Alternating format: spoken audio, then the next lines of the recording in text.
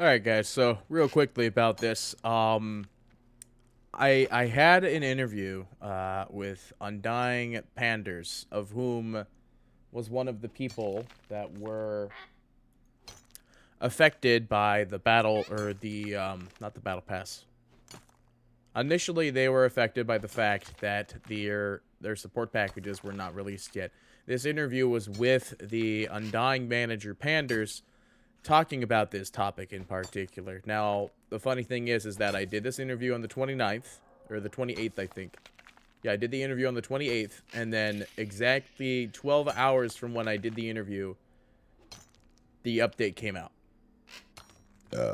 Pardon, that added the support packages for the other teams that had yet to get theirs added. The reason why I'm still publishing this interview is because there was topics that we talked about in general that still hit the nail on the head. So, in reality, and plus there's apparently some communication stuff that has gone through with Valve about some of the packages that were submitted and don't have the full cut of everything. So, we're still going to post this because of that exact reason, but I hope you enjoy this video, and let's get into it. We're going to use a really crappy transition in my editor, so boom, now we start the interview.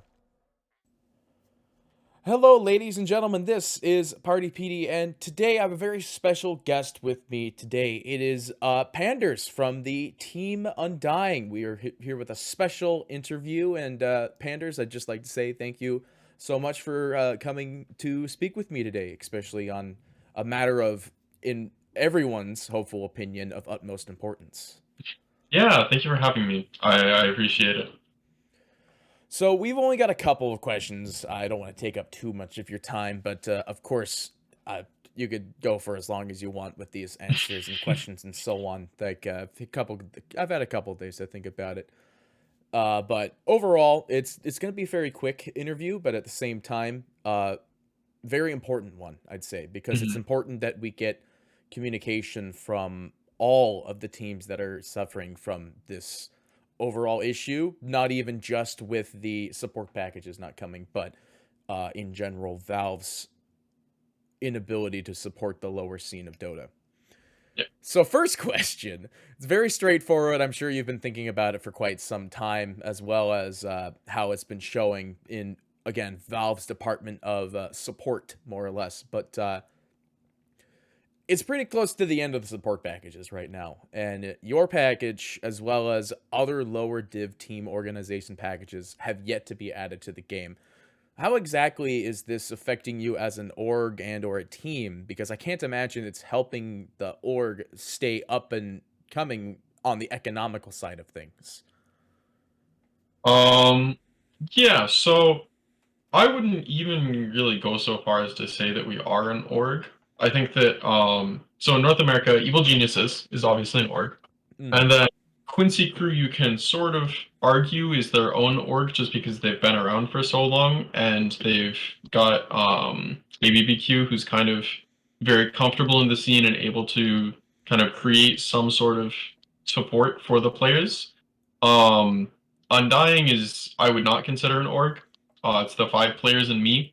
We don't have any financial support, no salaries, just prize money depending on how well we do, and that's about it. Hmm. Um, in terms of how it's affecting us directly on the economic side, it kind of sucks. We were expecting that this would be at least a bit of income, which would be a lot better than having no salary. I guess we were hoping that it would be comparable to streaming.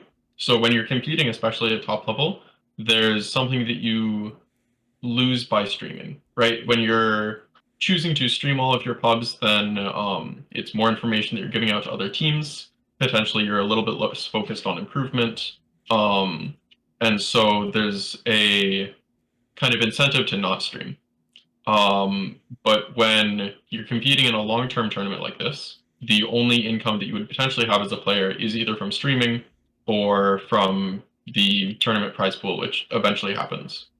Um, since none of our players are consistently streaming, that level of income gets taken away, and our expectation was the support packages would kind of fill in for that. Um, that's why we were kind of okay with saying, okay, let's put down some money, hire some artists, spend money on commissions, and get good work out there so that people would be interested in buying our supporter package.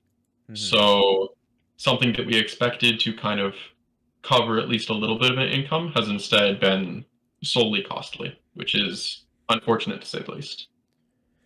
Yeah, that's not exactly the most ideal scenario that could kind of be the outcome of trying to more or less, like, I guess, abide by Valve's desire to have Div 2, or sorry, lower Div teams to have packages in the first place, because you and amongst many other teams have gone through the effort to procure artist work and go through voice lines and do the sprays and all the other various things that come alongside a support package. And other lower div teams have managed to get their stuff in, while the other half has yet to see it. And yeah, I imagine it's not. Well, I can't say I imagine. I know it is not a great thing, for Yeah. sure, because you just, like you were saying, you spent your 500, $600 Hmm. on getting it, and that 500, $600 is one of your guys' paychecks basically Yeah. for like a normal job of the week, and Yeah. that's important. Hmm. Yeah, Yeah. so that's not great. Yeah, there's no real great lead off for the end of that statement. So we'll just jump into our second question. Now, this one Sure. is something that like I talked about during our intro. Valve in the past, as well as we can very obviously see in the present, has had various communication issues, being either the lack thereof or communication being poorly, I guess, relegated or distributed amongst everybody. Mhm. If Valve changed up their communication department, do you think that as a result of such, that these support packages would possibly get in, or do you think that there's a possibility that beyond communication or lack thereof, that there's some other possible issue that could be causing these packages, these lower div supports, everything involving the lower echelon, I guess, of the Dota scene, because it seems like with their communication department, almost everybody from an upper div team or a TI team or a major team or even a minor team gets information well ahead of time, while the other sort of side of the Dota universe gets it quite late. So I wouldn't quite say that. Um, so Undying also an upper div team. Third place DPC both seasons, so Mm-hmm. not at the major, but still upper div. Potentially a TI team. We'll see in 5 days. Good point. Good Um, luck as well. I'll be thank you. either watching Appreciate or it. casting. Who knows? Exciting. Um, but kind of going back to the central question of if I think that Valve changing their organizational system would fix things. Um, I think it would certainly help.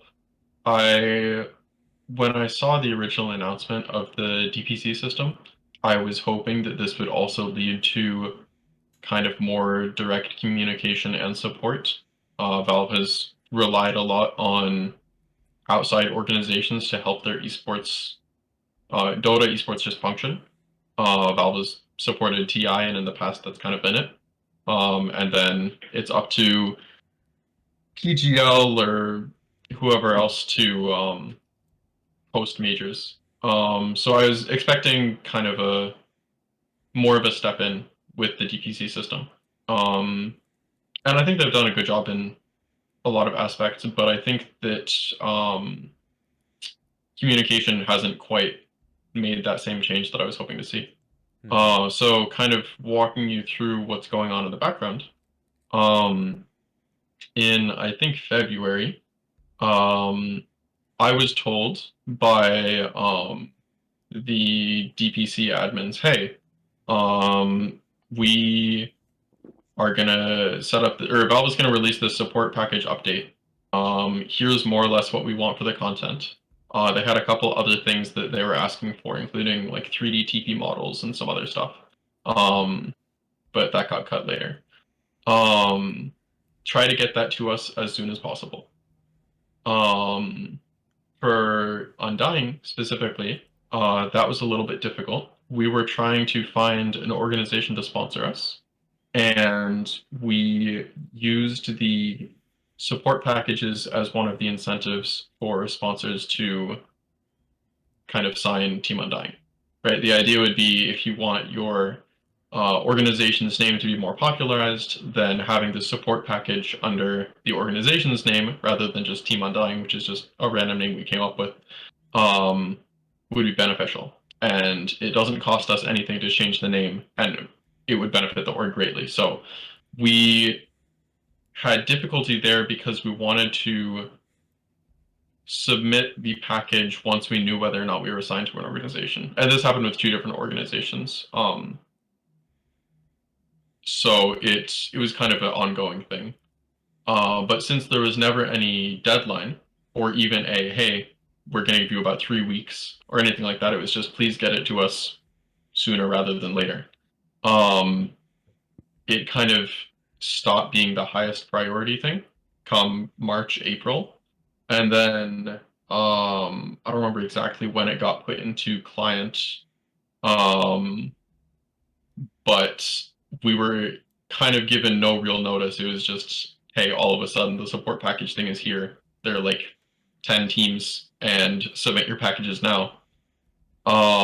So we had to scramble to find whatever artists we could commission that we liked the work of and get that all to Valve. And it's been maybe a month now since we did that, and it's kind of still just sitting there. The one person who kind of helped teams go through their support package and check and see if it was up to standard and all the files were formatted properly was Cyborg Matt, Team Secrets Manager, and he's done a fantastic job. I don't know whether Valve was in direct communication with him. From the messages that I've read of his, it seems like he's kind of just more on top of this, and Valve hasn't really said anything to him. But it's pretty much just been the managers trying to figure out how do we get this into Valve, and then let's just cross our fingers and hope that they decide to release it into the game. Well, that is a lot more than Bit I of an was. info dump. Yeah, well, I mean, that's good input overall, I'd say, to the answer of the question. Definitely. It is kind of annoying to like, not really, I'm not gonna say it's annoying to hear that it is Valve question mark or not. But I mean, it seems like that is the overall scenario. That's severely disappointing to hear about the whole storyline behind the entire thing, and then just to know that after 3, 4, 5 months of going through the process, that we're just still kind of sitting here and waiting for it all to happen. Then, I mean, I think that the concept in general is a really great one, and I feel like maybe this is reaching a little bit, but I feel like we see this semi-consistently with things that come into Dota, where there's the framework of a fantastic idea, and then about 50 or 60% of the way through, it kind of gets abandoned. Um, that I mean, it's too early to say that oh they've abandoned the support package thing, but that's a little bit of what it feels like. Is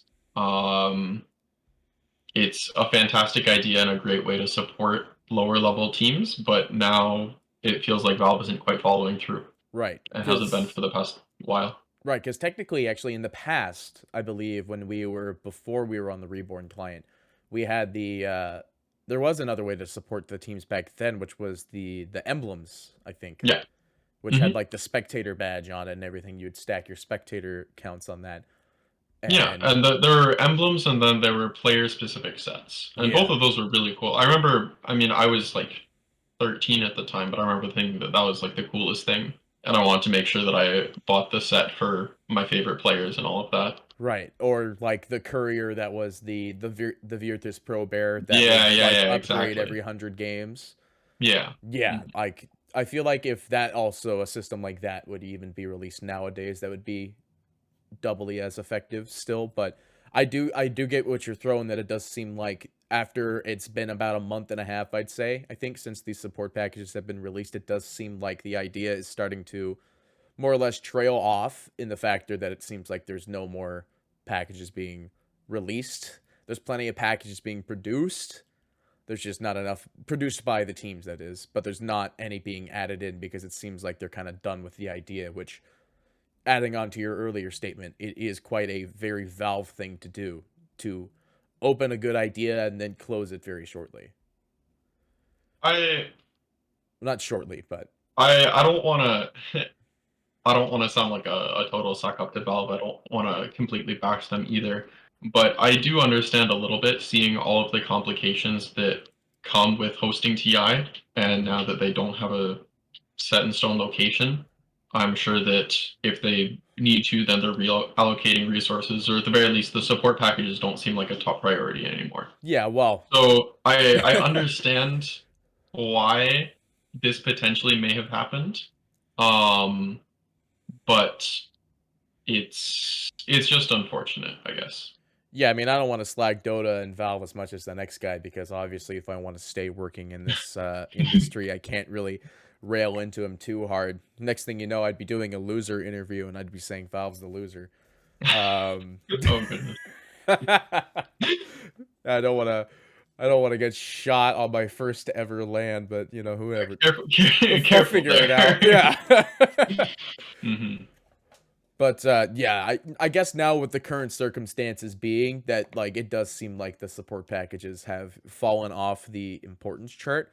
But I imagine after TI they might hopefully they would reinstate the idea and try to bring it back up, because this kind of ties into the third question of the day, is that if these support packages were for some reason never released, like post TI has happened, they dropped their post TI patch, they dropped their pre TI patch, etc., and then there's nothing else. Which post TI patch is likely to contain the second battle pass.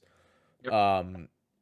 But post TI patch happens, battle pass happens, but no more support packages were added. Would this prove difficult to run the team into the next division's season? Because Dota already is a very hard investment, both time and money, and many teams dropping in the past due to low economical support and the actual physical support. I don't want to, again, I'm not going to keep slagging Valve on it because, again, right now it is a very hard time, but the support that it seems like they're not really giving out too much uh overall support, I guess. It's just like, would it be hard for you to run a team next season if the support packages were to just be dropped off of the face of the earth? I wouldn't necessarily say that it would cause teams that already exist to drop out. So I don't think that Moon Meander is going to say, "Hey, no support packages. I'm not playing Dota anymore. I quit." I mean, Moonman is Especially just gonna turn because to stream, so yeah. especially because like coming into DPC season one, this wasn't something that we were told about, right? This was kind of many, at least from my perspective and from the people that I've talked to, many managers have kind of seen this as an opportunity and a bonus rather than something that they were relying on. Um, I would say that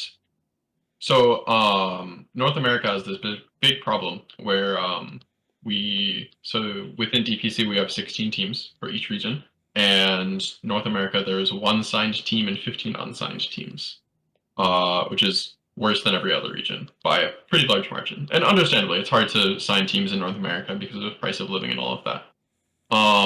But something like this support package does at least a little bit to help fix that problem, or at least move your way towards getting a second team signed. Um, to not release those support packages is difficult because not only does it mean that you take all of the steps backwards that you took forwards, but also if they try to do something again in the future, um, I I paid for the artist commission out of pocket. That wasn't something that I charged the players or anything like that. the agreement was that then I would get money out of the like initial funding that we got from the support package to cover that, and then we would split it in percentages that we would. Um, if this happened again, and Valve said, "Hey, we need you to spend money on this, this, and that, and then we'll put this into game, and then everything will be good, and you'll make your money back," I would be much more hesitant, considering that in this hypothetical world, I would have already wasted like $600-700 on something that brought me nothing. Right. Yeah, and that makes perfect sense because it's you don't want history to repeat itself. Yeah. Well, I guess that does kind of leave it then because I was expecting like, well, no, I don't want to say you never expect anything in an interview. Half the time when I did interviews back in the past, stuff was like thrown out the window. But yeah, I guess we can kind of just jump into the last question then because it has been encroaching upon almost 20 minutes here. So, but I'm not really concerned about that. I really Yeah, enjoyed our time with. I've got no commitments after this, so I'm happy to ramble about your last question a little bit. Cool, because we did end up sending you the questions a little bit early, so you had some time to think about it. I think the only time I've ever sprung a question was when I asked Suns fan a question about like I think I asked him a question about Centaur in our interview. Not the worst thing to be surprised about. Yeah. But yeah, anyway, last question. Very simple question. This is a question I'd probably ask almost everybody when it comes to the esports scene within Dota. But if there is anything you would want to change about the esports scene in Dota, what would it and or they be? So that's a difficult question. Because it's easy to say, oh, well, I wish that all players got a big salary and we had Well, lots of lands and magical fairy world okay. where everything works out Good great. point. Yeah. What in I the would, reachable perspective so could you see the change? yeah, so Let me retype this question so I can do it for future. sorry, I don't mean to be picky. It's No, more no, just it's that like fine. the awareness of what is reachable and what isn't can sometimes be hard, right? It's easy to lose yourself within the position that you are and the position that you want to be, and you kind of forget what's in between those two that can actually happen. Um, I'd say for starters, as kind of a very baseline thing, um, something like the battle pass that's going on right now, and potentially if they're going to do a post TI battle pass or another battle pass around the time of TI that isn't going into an international prize pool. I would love to see that money funneled towards DPC. I think that DPC is really good both for competitive players and for fans of Dota. Um, Within my circles of friends who both play Dota and don't play Dota anymore but used to, I've found that having DPC has made Dota a lot more popular. With the major minor system, it was a lot harder to follow. You had to kind of be aware of here's what's going on, here's where it's happening, all of that. Having weekly matches with a schedule that you can look at is a lot nicer for a viewer's perspective.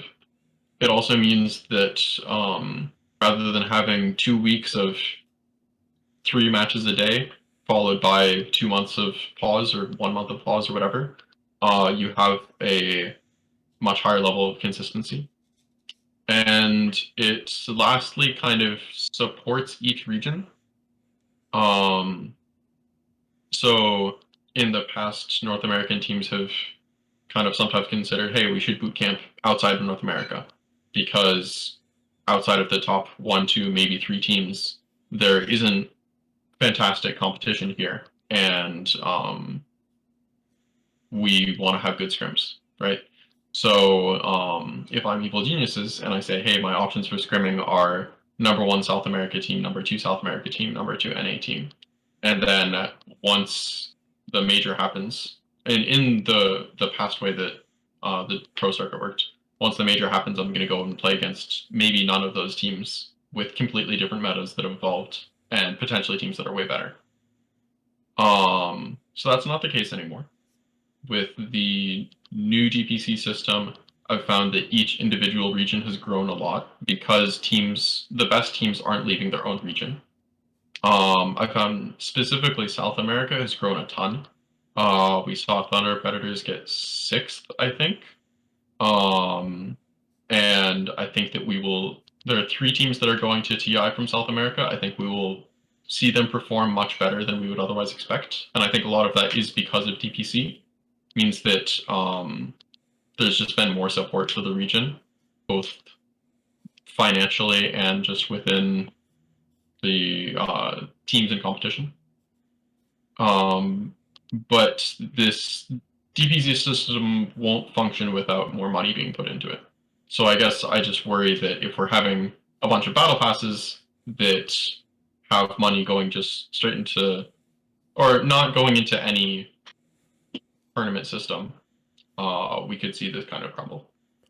Right. Yeah. And that makes perfect sense too, because we did see that Valve did economically support, I believe, two tournaments, I believe, during the start of our COVID season. I believe they funded one of the South American events, and then they co-funded a Beyond the Summit event, I believe. So Yeah, it's I not don't even remember out of which exactly, but that sounds correct. yeah, it's not even out of the realm of possibility for Valve to then take, let's say, 25% of the gains to a prize pool, while 25% or 45, etc., any bigger number than 25%, to be then put into the scene and used as generic prize pool economics, or not even just prize pool economics, maybe just supporting the higher echelon of the teams. I mean, even And if they any did the echelon. same like previous compendium cut where they say 25% of this goes to whatever system we're supporting, we keep the other 75%, that would still help something like DPC a lot. Mm-hmm. I guess I just worry that COVID ends, we go back to in-person, DPC gets less funding, DPC falls apart, regions that grew a lot from DPC then suffer, and we kind of regress a lot. I think that over COVID, Dota has evolved in a lot of ways that are positive, despite not having lands, which I would say make Dota grow in the best ways. Yeah, it did have. It was a little bit of a suffer at the very beginning of it because we were still Oh, running absolutely. the major minor system, which Yeah. major minors always appealed to the LAN attendance, because that's Hmm. like 80% of most actual revenue gained for a tournament organizer Yeah. when it comes to that scenario. Hmm. But I can definitely agree that within the time of the start of our DPC season, which I guess was technically only for 2 quarters, uh, Hmm. instead of like a full economic fiscal quarter. Yep. I could definitely say it has grown. I have to agree with you there. Like South America scene has never been, I think, more hyped than it has been now. I'd say there was Hmm. maybe one time when I believe that they were like in the upper bracket of an international. I can't remember which one it was at though. Infamous. It might have been. I think it was Infamous. Yeah, I don't remember exactly. Yeah, it was. I think it was a TI7 because I was Hmm. there for it. I Infamous remember. TI7 sounds correct. Yeah, Yeah. that was when Tomato was playing. Ah, I missed Tomato. Anyway, Ah, I met him at Summit as well. Well, yeah, he's a um, cool guy. yeah, I met a lot of people there, but that's not what we're talking about today. But yeah, that kind of wraps it up then, Panders. I really appreciate you expanding on this, as well as Mhm. giving the feedback and input that hopefully people would want to hear about not only this topic, but in response to the last question, how we can better support our scene. I really do hope that they plan to do something like that. I don't know if they're gonna. It, I hate to say it, but it doesn't seem like that's a Valve play to put 25% of a battle pass into the scene. But I think if they listen to enough casters, that because a lot of people are talking about it, they listen to enough teams that are talking about it, I could see them after a bit of pressuring that they might consider it. I, hopefully. Yeah, know. I don't know what the right angle is to push for this. But I guess from what I've seen, DPC has helped the global professional Dota scene a lot, and I think it has a lot of room for growth as well. I just hope to see it actually grow rather than be left to the dust.